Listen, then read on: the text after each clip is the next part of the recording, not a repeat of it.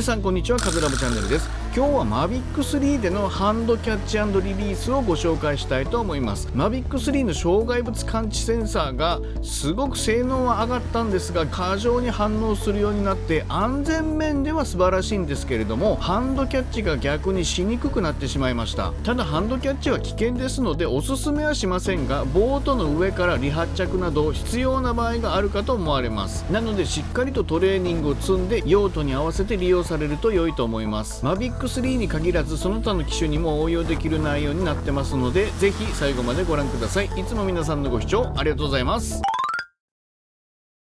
実際にフライトしてキャッチをする前に機体を持ってみて、どの持ち方が一番いいかを探してみるといいと思います。自分の場合右利きですので右手で持ちたいと思いますが、このようなパターンもあるでしょうし、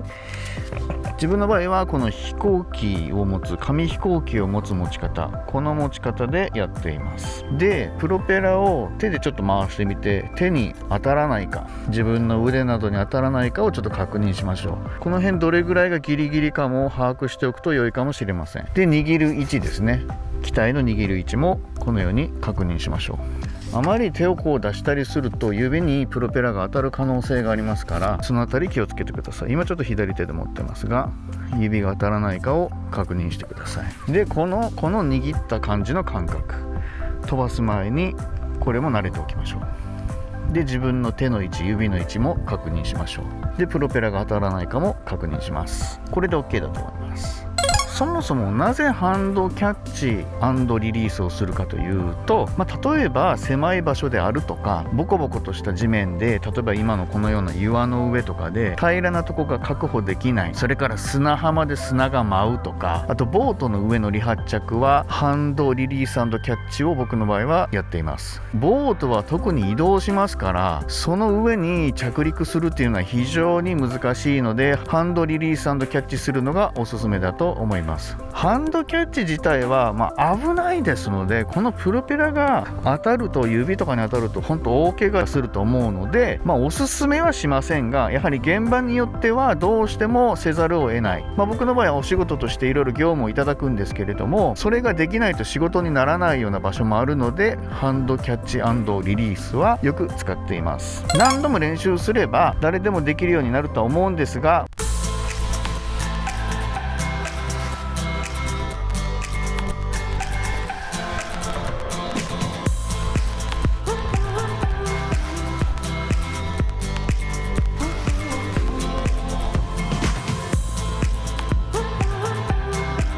できるようになったからといって気軽な気持ちでやらないように、厳重な注意のもとやることをお勧めします。それでは実際にやっていきたいと思います。それでは自動離陸モードからやってみたいと思います。まず構えるときは自分の顔の高さだと非常に危ないので、自分の頭より高い位置、その方が良いと思われます。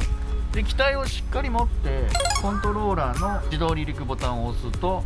このように丸い離陸というマークが出てくるので、これを長押しすると自動で 1.2 メートルの高さまで上がってホバリングしてくれます。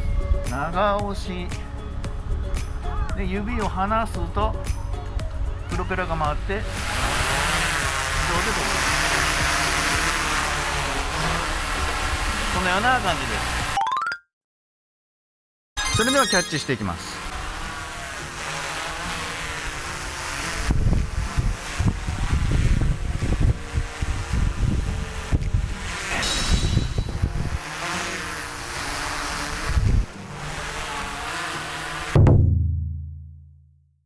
ノーマルモードでセンサーが働いているときは、低い位置で戻してくると過剰にセンサーが働いて手に取ることができません。ある程度高さを保った位置で着陸するとキャッチすることができます。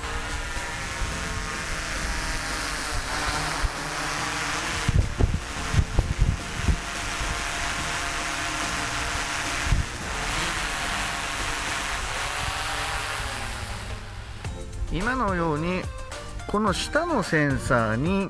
ここにいますよっていうのをしっかり認識させると、その場所に着陸してくれます。このセンサーが働くと、こう動かした時ってこう浮いてしまうんですよね。なのでしっかりとここが手案です、ここに自分がいますっていうのを認識させて、コントローラーは下をずっと押しっぱなしで、今のように時間はかかりましたがしっかりと着陸してくれます。でキャッチする時も頭の上の高さが安全だと思われます。ドローンをキャッチする際の方角なんですが、自分の目線と同じ頭が向こう側、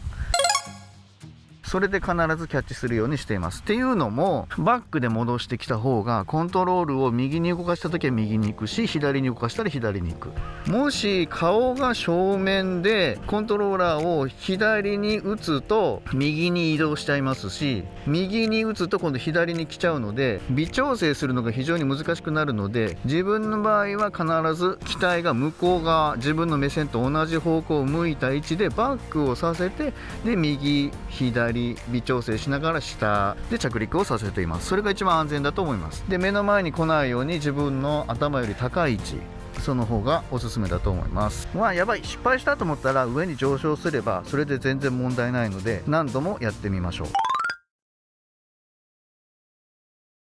もしノーマルモードで高い位置から戻す時にセンサーが邪魔して先ほどのようにどんどん逃げてしまうと、そういった場合はスポーツモードにして手動で下ろすことで、下のセンサーだけは働いてますがスムーズに着陸することができると思います。これは Mavic 3の場合の話で、僕がその他所有している Air 2や Phantom ではノーマルモードでもスムーズにハンドキャッチすることができます。ノーマルモードでやる場合とスポーツモードでやる場合のその違いをご覧いただきたいと思います。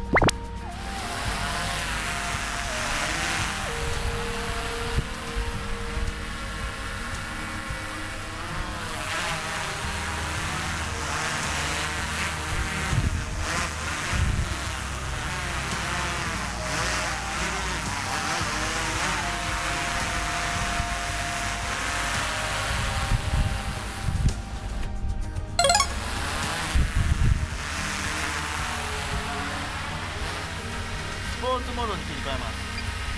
センサーがオフになって下のセンサーのみ働いてます。